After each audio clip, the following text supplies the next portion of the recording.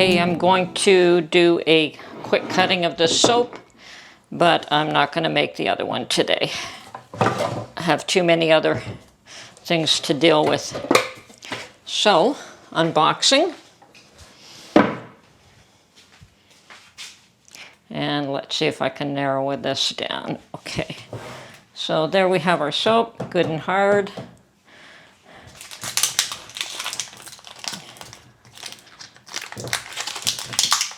Taped that down real good, didn't I? Okay.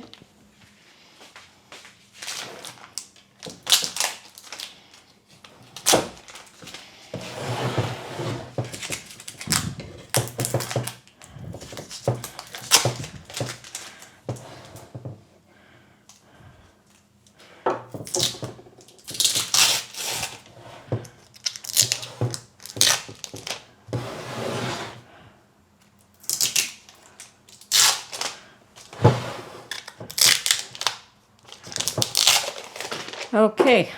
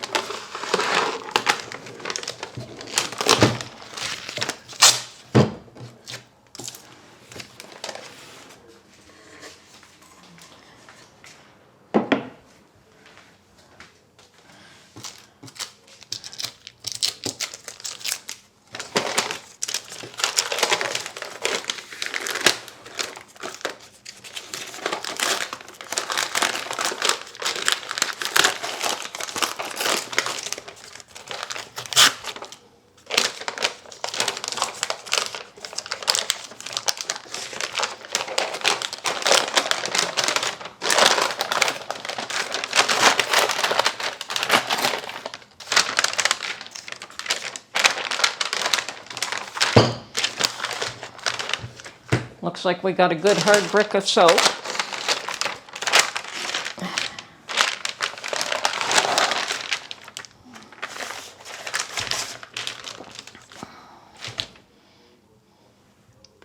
Okay, I'm just going to go get something to put all these on. Okay, so for the time being, I'm just going to place it on a clean sheet of wax paper. And I'm just using a couple of cheese cutters, because that's an inexpensive way to cut these, okay? So, and I do have my cheese cutter blocked off here so I don't make these too large.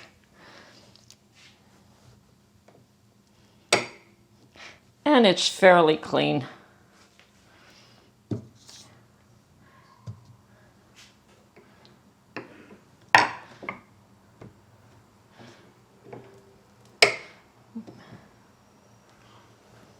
Interesting.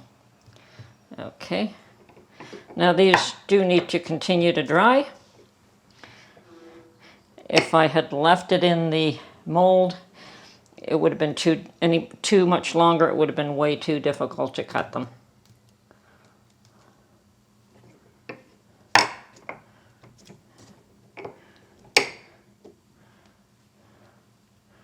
Interesting.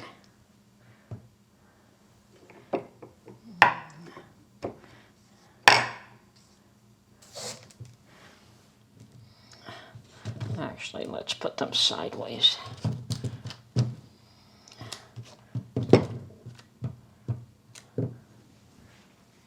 Okay, they're going to hold up a lot better like that. Now this mold is specific to the measurements that I wanted. I had this mold specifically made. It is not a standard mold, and therefore no standard recipe will work in this mold. I know that there are molds that people buy that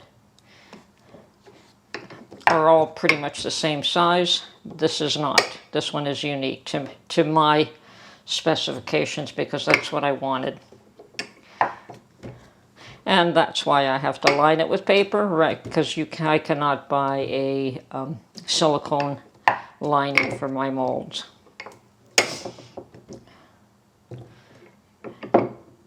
And these are pretty hefty sized bars. Let's see if I can get a weight here.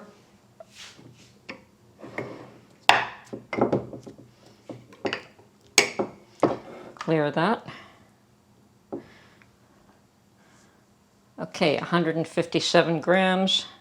Let's see if I can change that to 5 pounds, 5 ounces. And they do dry up a bit, but that's a good size bar, and that is what I was aiming for. When they dried, they will lose a tiny bit of weight, but not much. So.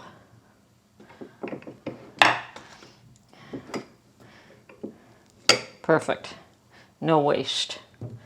So I've got 2, 4, 6, 7, 9, 10, 11, 12, 15 bars.